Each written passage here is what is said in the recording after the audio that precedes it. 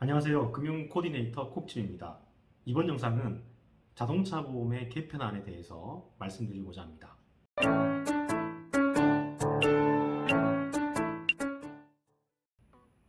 지난주 주말에 집에서 쉬고 있는데 고객님께서 전화가 오셨어요. 신문 보도 자료를 봤는데 자동차 보험이 많이 바뀐다고 하더라. 왜 너는 내한테 그런 얘기는 하지 않느냐? 이게 주요 내용이었는데요. 주요 내용이 무엇이고 언제부터 바뀌는지 설명해 드리고자 합니다. 궁금하신 분들은 끝까지 영상을 봐주셨으면 좋겠습니다. 자동차 보험이 바뀌는데 크게 4가지가 있습니다. 이번 영상에서는 그 중에 첫 번째를 먼저 설명드릴 겁니다. 지금 표가 나갈 건데요. 첫 번째는 경상환자 치료비 지급 체계를 정비하겠다는 겁니다.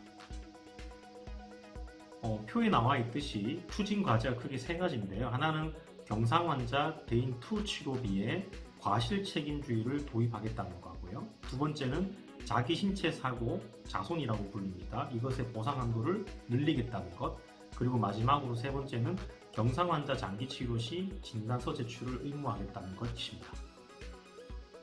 한국말인데 들어도 잘 모르시겠죠? 하나씩 설명해 드릴게요. 먼저 쉬운 것부터 가겠습니다. 경상환자 장기 치료 시 진단서 제출 의무화, 이 부분부터 먼저 말씀드릴게요. 이건 뭐냐면 이런 겁니다. 경미한 교통사고가 났음에도 불구하고 계속 치료를 받는 겁니다. 제가 예전에 보상할 때는 심지어 몇 년씩 염자 가지고 치료받으시는 분도 계셨거든요. 합의를 하려고 합의도 하지 않고 후유장애를 끌어도 안 하니까 여러 가지 문제점이 발생하더라는 겁니다. 그래서 이건 내년도 2023년도 1월 달에 시행되는 겁니다만 정상적인 환자가 4주 이상 진료를 계속하려고 그러면 병원에 진단서를 제출하라는 겁니다. 그동안 안 그랬어? 네, 그동안 안 그랬습니다. 그리고 이 법은 언제 시행된다고요? 23년도 1월 달에 시행됩니다.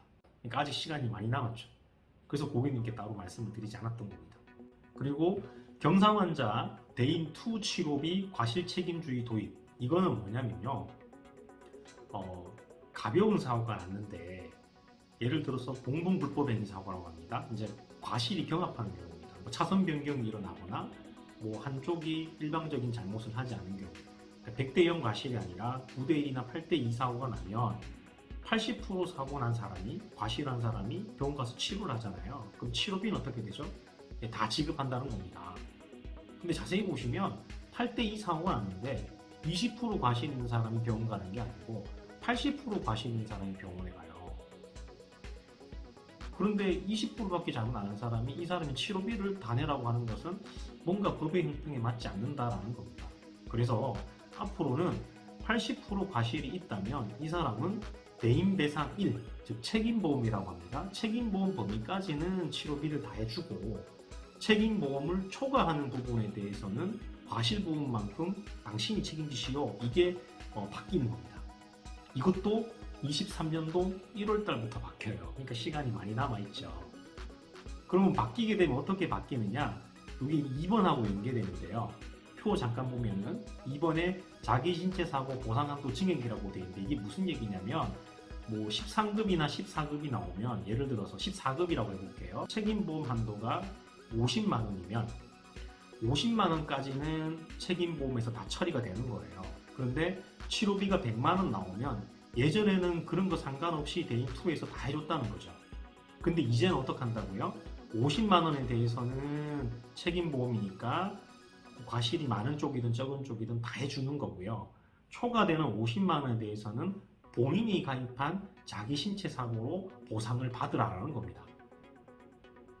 그래서 자기 신체 사고의 한도가 작으면 본인 부담금이 또 발생할 수 있잖아요. 그렇기 때문에 자손의 한도를 좀 늘리겠다는 걸 같이 하겠다는 겁니다. 그래서 1번과 2번은 소위 말하는 세트인 거죠. 그래서 다시 표를 보시면 경상환자 대인이 치료비 과실 책임주의 도입과 자기 신체 사고 보상 한도 증액이라는 것은 이제 같이 간다는 겁니다. 다만 모든 사고가 이렇게 가는 게 아니고요. 차대 차 사고만 일단 하겠다는 겁니다.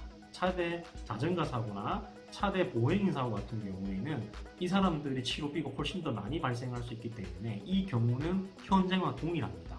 그래서 사고를 크게 내시면 뇌과실이 작든 많든 간에 이 사람들을 치료하는 것에서 문제가 없도록 해야 되니까 차대 보행인 사고나 차대 자전거 사고에서는 적용하지 않고 차대 차 사고, 그러니까 이 법의 취지는 가벼운 사고가 났는데 오랜 기간 치료하는 거에 대해서 진단서 제출도 의무화하고, 과실이 있으면 과실 부분만큼 대인 2, 대인 1에서는 보상하지만 대인 2에서는 당신이 가지고 있는 자손에서 보상을 받으세요라는 겁니다. 그래서 자손이라는 것은 부상 등급에 따라서 한도가 정해지니까 이 부상 등급의 한도가 좀 늘어나야겠죠. 그래서 이 두 가지를 같이 하겠다는 거고요. 이렇게 하려면 한도를 얼마로 정해야 되는지 이런 것들에 대한 논의가 필요합니다. 그러다 보니까 당장 내년에 시행하는 것이 아니라 2023년도 1월 달부터 시행하겠다라고 얘기하는 겁니다. 그래서 저한테 질문하셨던 고객님, 제가 따로 말씀 안 드린 것은 아직 이것이 시행되기까지 시간이 많이 남았기 때문이다 라는 말씀을 드리는 거고요. 제가 그냥 게으르거나 혹은 중요한 사실을 전달 안 해드린 게 아니다 라는 말씀을 드리는 겁니다. 어떠셨어요? 조금 이해가 되셨습니까? 본 자료는 2021년도 9월 30일에 금융감독원과 금융위원회가 보도자료를 만들어 온 자료가 올라와 있고요. 제가 여기 링크도 첨부해 놨으니까 보시면 됩니다. 내용이 좋으셨다면 구독과 좋아요, 알람 설정 많이 부탁드리고요.